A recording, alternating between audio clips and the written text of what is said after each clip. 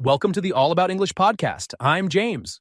And I'm Grace. This is the place to grow your English skills, no matter what level. Be sure to subscribe and hit the bell notification so you never miss an episode. We post daily. You don't want to miss out. So, James, let me ask you something.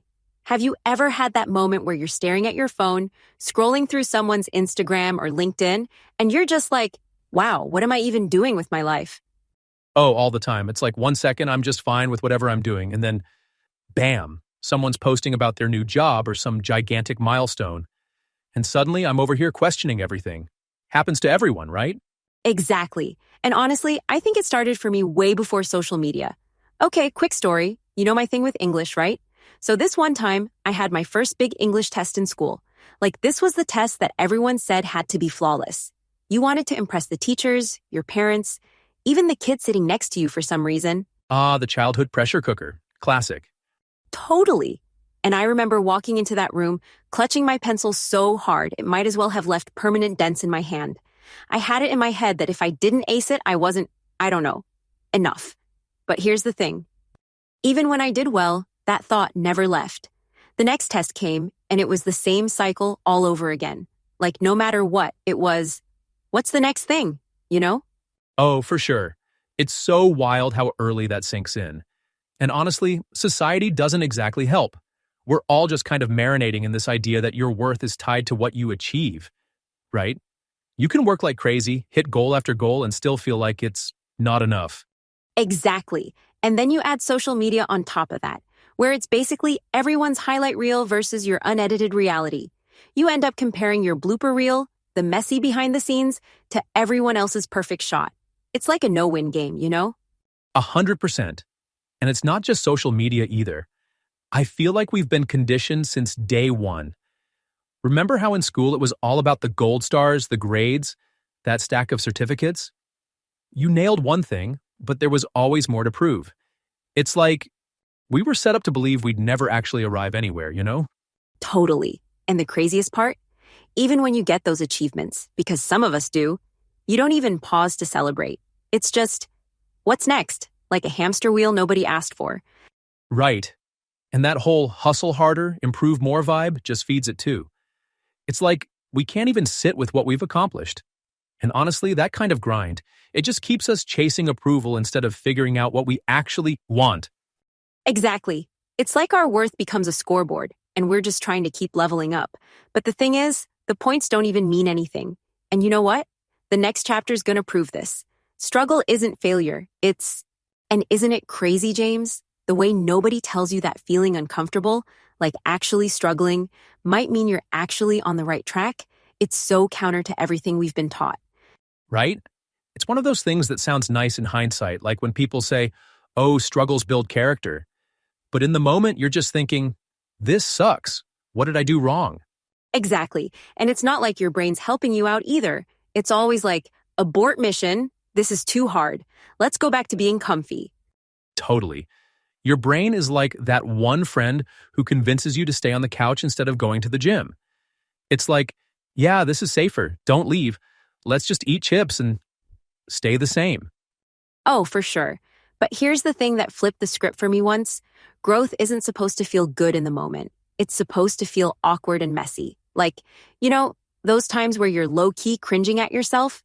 Oh, believe me, I get it. That's like my entire first year of learning how to speak in front of people. Wait, really? Yeah, so here's the thing. I was terrible at public speaking. I'm talking voice shaking, sweating, the whole disaster package. But I had to do it for work. And honestly, the only way I got better was by starting small, like really small. What'd you do? Like practice in front of your bathroom mirror, kinda small? Basically. And then I started volunteering for little things, reading announcements, giving short updates, stuff that felt manageable, you know? Each time it was still awkward, but less so. And eventually I realized I wasn't dying up there. So I kept building on those little wins. See, that's it. Those small steps are everything. Like, people think confidence comes in one big moment, but nah. It's micro wins stacking up. It's the awkward phone call you finally made, or saying no when you wanted to people please. Exactly. And the cool thing is, it's not even about the result half the time. It's just proving to yourself that you can do hard things. Yes, like every little win says, I can trust myself. And that self-trust, that's where real confidence starts. For sure. And the best part is, those small wins build momentum. It's like they make the next hard thing just a tiny bit easier. What felt impossible a month ago suddenly feels doable. Exactly. It's like muscle memory, but for courage. And speaking of things feeling impossible, James, don't you think comparison can quietly make everything harder? Like, you're building your confidence, taking those small steps, and then, bam, you see someone crushing it, and suddenly it's like, wait, are my wins even real if I'm not catching up? Oh, totally. And it's sneaky, right? Because it doesn't even feel like you're comparing at first. You're just scrolling, looking at someone's highlight reel, and suddenly it's like, wow, my life's not enough. Right? And what's ridiculous is that we know those highlights are filtered, curated, like a movie trailer. Meanwhile, we're sitting in the director's chair, wading through all the bloopers and chaos of our own lives. Exactly. And it doesn't stop at social media either. It's baked into how we're taught to measure success. Think about grades, awards, and promotions. Everything external. No one's out here saying, hey, did you notice how brave you were for trying something terrifying today? Yes, that. It's like the quiet, invisible wins don't count. But they do. They totally do. Like, okay, I have this friend who is learning English. Oh, this sounds good already. No, seriously. So she had this nightmare moment where she froze during a presentation, full on deer in headlights, and afterwards she was so embarrassed, she almost quit trying. But instead, she started focusing on tiny wins like introducing herself to classmates or ordering coffee in English without rehearsing a billion times first. Wow, and I bet those little wins started adding up, right? Exactly. And you know what? She told me that rewiring her focus from, oh no, I messed up to, I actually tried, was life-changing.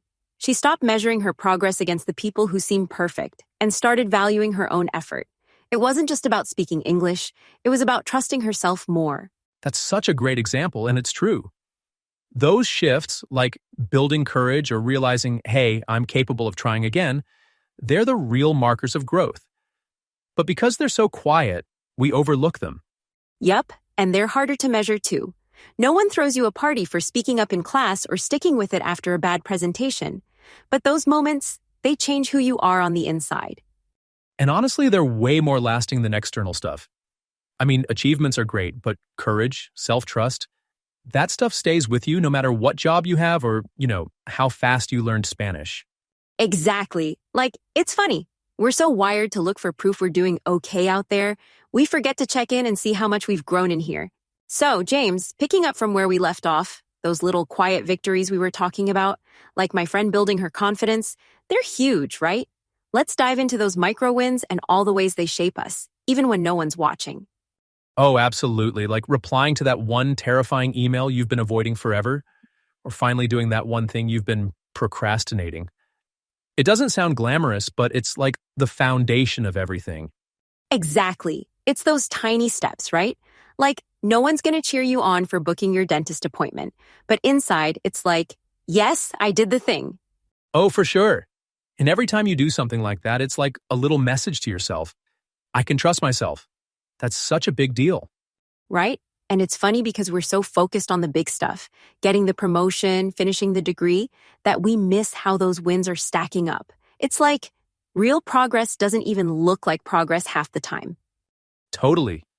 And I think sometimes the small wins feel too insignificant to celebrate, but they're not. Like even choosing to walk away from your phone and take a 5-minute breather instead of doom scrolling, that counts. Oh my God, yes. Honestly, I had one of those recently. I finally sent back a package that's been sitting on my counter for, I kid you not, 2 weeks. That's relatable. And isn't it wild how something that looks so minor can feel like an actual accomplishment when you've been putting it off? Totally. But here's what's cool. You start noticing these little moments add up, like baby steps, but suddenly you're looking back and thinking, wait, I'm not the same person I was a few months ago.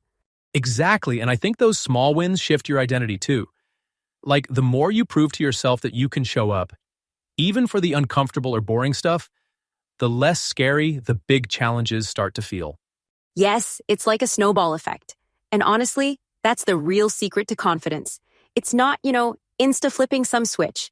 It's proving to yourself over and over again that you can do hard things, one tiny step at a time. Totally agree. And to me, it's not even about perfection. It's about consistency. Showing up imperfectly, but still showing up. That's where the magic happens. Exactly. And yet we're all out here stressing about the big, shiny milestones when the real growth is happening quietly in all those little everyday moments. Right. And the best part is those small wins are sustainable. You don't need to wait for some grand breakthrough. You just keep building one step at a time. Totally. And when we stop to acknowledge those wins, it kind of creates this momentum. Like, it makes you want to keep going.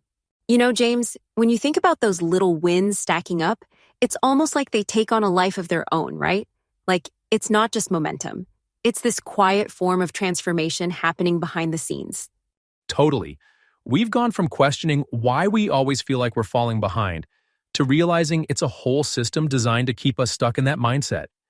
And breaking out of that, it's no small thing. Exactly. And I think the biggest takeaway for me is this. Progress doesn't have to be flashy to be real. Like, we've kind of been trained to ignore the power of those micro wins, but they're everything. For sure. And I think what's really interesting is noticing how those micro wins actually shift how you see yourself. It's not just about what you've achieved, but who you're becoming in the process. Exactly. Like every tiny step, whether it's finally tackling something you've been dreading or just telling yourself, hey, I showed up today, it all adds up, and it totally redefines how you measure progress. Right. And honestly, when you zoom out and look at those little moments, they're what keep you going. It's like, instead of waiting for some giant win, you're building momentum that's way more sustainable. Totally. And can we just acknowledge how important it is to actually celebrate that stuff? Like, even if no one else sees it or it feels too small to matter, it matters. It all matters. 100%. And I think that's where people get stuck. They're looking for this big breakthrough and they miss the fact that real growth is happening in those quiet, everyday moments. Exactly. It reminds me of those times where you pause and think, wait, a year ago this would have totally wrecked me, but now I'm handling it. That right there, that's huge. Oh, for sure. And I think a lot of people don't even realize how far they've come because they're so focused on what's next. Like they're chasing this idea of enough when, honestly, they've already come so much further than they give themselves credit for. Exactly. And speaking of giving credit, should we do a quick recap of everything we covered? I feel like that'd help to really drive it home. Good call. So let's see. First, we talked about how the pressure to be enough isn't just in our heads, right? It's baked into how we're raised, how we compare ourselves to others, and even how we measure success. Right. And then we broke down how growth, real growth, is messy and uncomfortable, but it's proof you're actually doing the hard work. Like those moments of struggle, they mean you're stretching. Exactly. And that whole idea of micro wins, those tiny steps that don't feel like much but actually build trust in yourself, that was a big one too. Totally. And finally, we talked about those invisible strengths, courage, self-trust, resilience that you build along the way. Even if no one else can see them, they're what makes all the difference. Right. And that's such a powerful reminder, isn't it? That even when you feel like nothing's changing on the outside, the work you're doing on the inside is what really transforms you.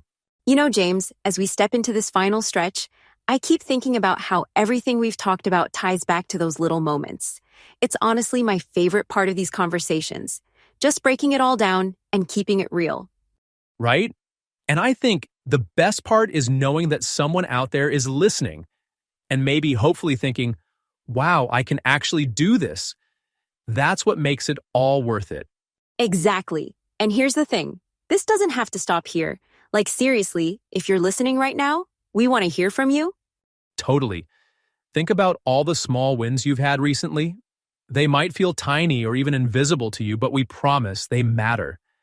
Every one of them. So share them. Drop something in the comments. Or maybe even just write them down for yourself. Yes. And while you're at it, if this episode hit home for you, share it with someone who needs a little boost. I mean, we've all got that friend who's way too hard on themselves, right? Oh, definitely. And honestly, just sharing can remind them and yourself that nobody has it all figured out. We're all in this together. Exactly. And hey, if you're looking for more tools to keep building on those micro wins, We've got a free study guide and quiz linked in the description. It's packed with tips to help you stay motivated and track your progress. That's such a great resource. Seriously, don't sleep on it. It's the kind of thing that can really help you see just how far you've come. Totally. And of course, make sure you subscribe, like, and leave a comment. I know everyone says it, but it really does help us keep this going. Plus, we love hearing from you guys. It's kind of the best part. Couldn't agree more. Honestly, just knowing that these conversations resonate with people out there, it's what keeps us showing up every week. So true. And before we wrap it up, I just want to say this. You're doing amazing, even if it doesn't feel like it sometimes. You've got this. Yeah? Absolutely. Keep going. Keep celebrating those wins. And remember, you're already so much further along than you think. And on that note, thank you so much for listening. We'll see you next time.